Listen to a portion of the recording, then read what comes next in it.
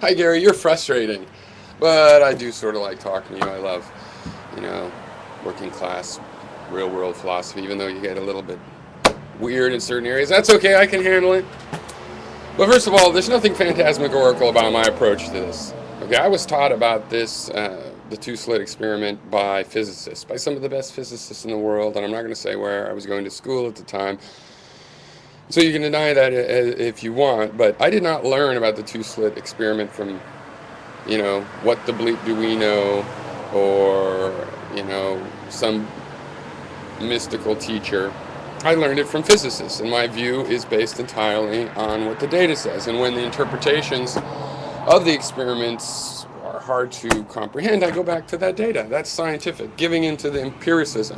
You, to me, come across like someone saying, "No, the Earth doesn't move. You're the Pope. I'm Galileo," and the Earth doesn't move. And even if you were to bully me into saying aloud, "Okay, it doesn't," I would whisper in my breath that it does, because it does. The two-slit experiment is an interesting experiment. It's a real thing. It's been done over and over, and it needs to be explained. And I've done a lot of work to try to understand it. And if you did that, you would probably be better off. I am not anti-science. I believe in accepting what is empirically shown to be the case, and that is scientific. Your comment on everything has been invented, to me, is just the most biggest bullshit in the world. I just want you to know I don't think that way. I never will think that way. There's a lot of things that haven't been invented. There's better ways of getting energy. There's more subtle and better ways of getting energy, I'm sure of that. We might be able to control gravity once we understand gravity better, and have anti-gravity and more control of gravity.